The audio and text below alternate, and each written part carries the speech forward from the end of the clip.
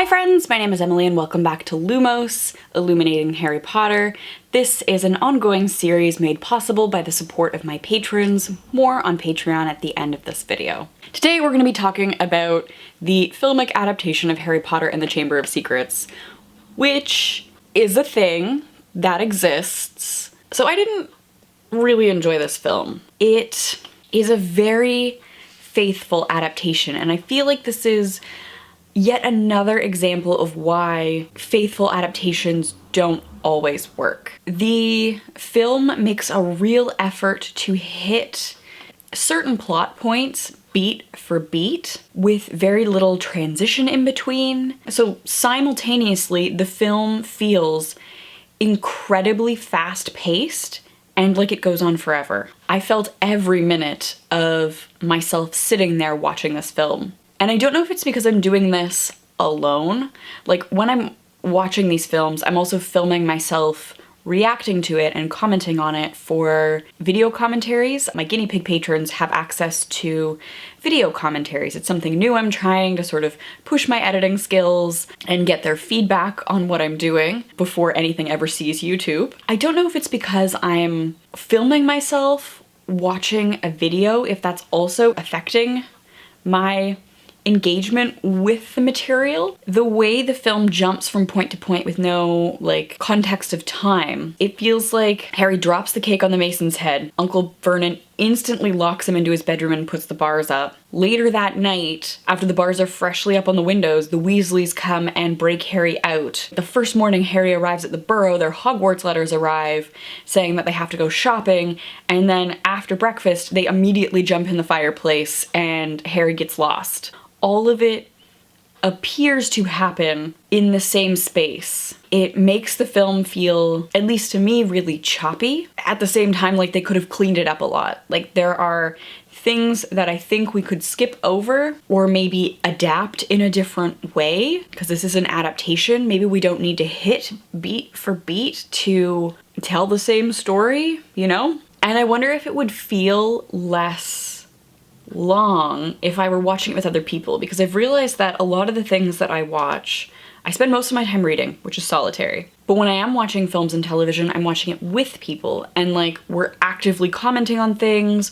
My sister and I are making fun of things, like we tease the film, and so if something is bad or if something is dragging on, it becomes a much more enjoyable experience because there are several people to riff off and play with the film, whereas when I'm just watching something by myself and commenting to a camera with no response, it's a completely different viewing experience. So that might be entirely, like, on me. I would love to know if this film feels incredibly fast-paced but also really long to anyone else. I think that Rupert Grint is the strongest of the child actors at this point. Emma Watson's delivery of Hermione's lines are still really stunted. It almost feels like the only acting she's ever done has been like a stage play for a child, and some teacher has told her that you need to enunciate so that people can hear you clearly at the back of the room, because some of her lines, the way they are delivered, are the most unnatural, ungodly human speech that I have ever heard. I don't remember that being the case through all the films. Like, I feel like both Daniel Radcliffe and Emma Watson have gone on to do great things, and arguably drastically improve at their craft. Whereas I think Rupert Grint actually started out quite natural, and he is a pleasure to watch. I loved his performance of Ron being petrified of spiders. I found it endearing.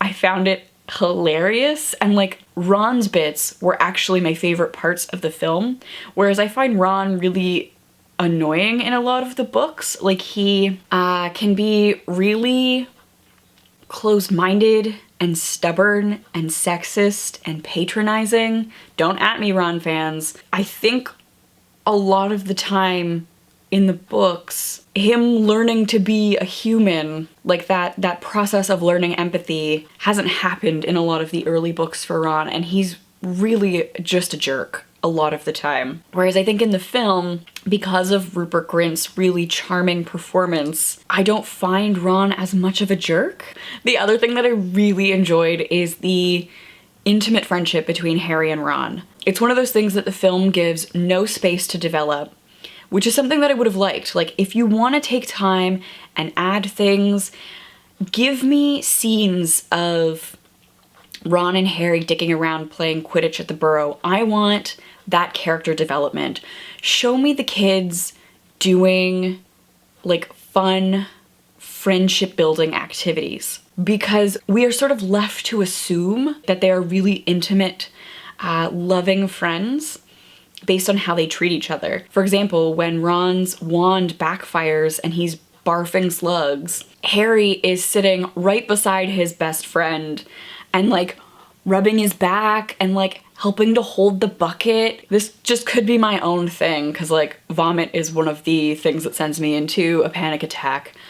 But like, you could not pay me to sit next to my best friend and hold the barf bucket. Like, I have done deeply irresponsible things because of my anxieties around vomit. I was the only sober person at a party where a diabetic who forgot their insulin started vomiting.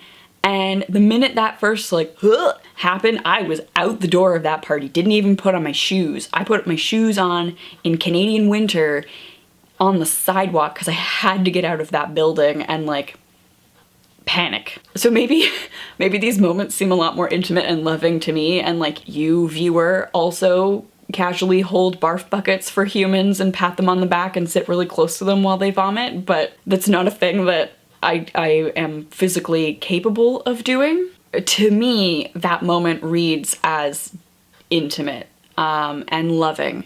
Just how like close they stand to each other, how like they'll put their arms around each other, like when they are tricking Crabbe and Goyle with those floating cakes. The two of them duck behind this statue, and like they're close together, like the one's head is over the other's shoulder. I can't think of the last time I saw young boys on screen treating each other lovingly like that.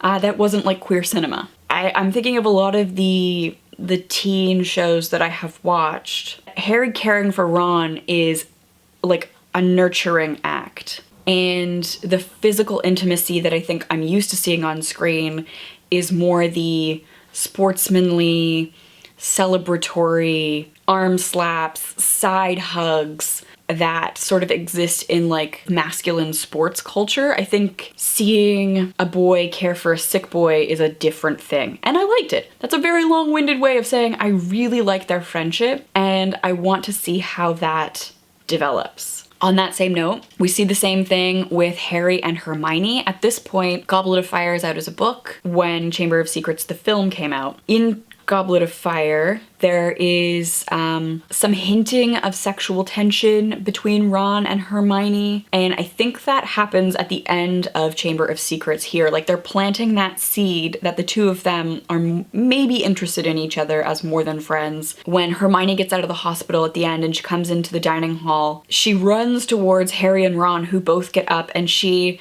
like, in a very, again, loving, deeply caring friendship, embraces Harry, and they're so genuinely happy to see each other, that they both made it out okay at the end of the story. And there's that hug. It's beautiful, it's not sexual, they are friends, and I feel like later on in the films we will see that the films do beautiful things with that Harry-Hermione friendship, and I really appreciate them planting that loving and intimate friendship early on with like that lack of sexual tension. But it's also weird, I think it's weird anyway, that they're planting that with Hermione and Ron so early on. Hermione's about to hug Ron, and then they both sort of pause like, no wait, this is weird, and then they have an awkward handshake. I mean, on the one hand, I guess it's a good idea to plant that seed early on. Like, if you don't want it to come out of nowhere, you have to build that in slowly, and I think when you look at the length of Goblet of Fire, there is,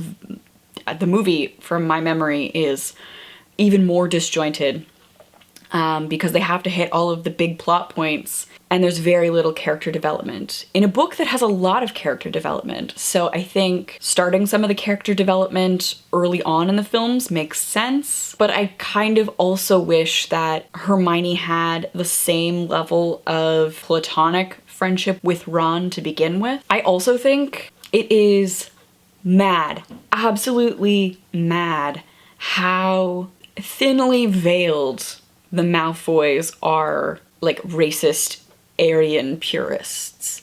They have white blonde hair, ice blue eyes, pale skin. They just look so Aryan. And again, jumping ahead to Goblet of Fire, those connections to that certain point in history that I can't talk about because YouTube doesn't like people to talk about sensitive subjects. It is very striking and very clear in the films. Also, that Lucius Malfoy was prepared to murder a child in a school. At the end of the film, when Harry has freed Dobby by passing the sock onto Lucius Malfoy and he carelessly drops it and Dobby picks it up and Dobby is free, Lucius Malfoy is like, "You cost me my servant," and he starts to say Avada Kedavra before Dobby blasts him away, like Dobby protects Harry. A grown-ass man was about to murder a child in a public place. I mean, it really shows his character, but it's also mind-boggling. In the book, we have the same thing. Malfoy says, "Come." Dobby says, "Master has given Dobby a sock." Lucius Malfoy stood frozen, staring at the elf. Then he lunged at Harry. I read that as he's gonna grab his, like, front of his wizard robes. I mean, that's really the only thing I'm envisioning with lunged. And he shouts, "You've lost me, my servant boy." But Dobby shouted, "You shall not harm Harry Potter." There was a loud bang and Mr. Malfoy was thrown backwards. He crashed down the stairs 3 at a time, landing in a crumpled heap on the landing below. He got up, pulled out his wand, but Dobby raised a long, threatening finger. "You shall go now," he said fiercely, pointing at Mr. Malfoy. "You shall not touch Harry Potter. You shall go now." Mr. Malfoy had no choice. With a last incensed stare at the pair of them, he swung his cloak around him and hurried out of sight. And that is from 356 and 357 in these new editions of the book. He lunges at him in, like, a very muggle act of physical violence, and he brings out his wand, but there isn't the threat of the killing curse, which is a choice. It's a choice to change how evil the Malfoys actually are. Let me know your thoughts on the filmic adaptation of Harry Potter and the Chamber of Secrets. Do you like it? Do you not like it? Where do you think it shines if you do like it? Before we go, we have to thank my patrons. Thank you, patrons, for making videos like this possible. I really appreciate the work that you enable me to do. If you are interested in supporting the channel and tipping me for the work that I am doing on the Lumos series, links to the Patreon page will be in the description box down below. You can hear about some of the other perks there. This month we are embarking on reading The Stand by Stephen King as part of the Red Rum Book Club, and there is a live show coming up at the end of the month for it. I believe it's March 27th. If you are interested in reading along, there's that. It's a perk of being a patron. It's available to all tiers, so yeah. Thank you all so much for watching, and I will see you soon. Bye.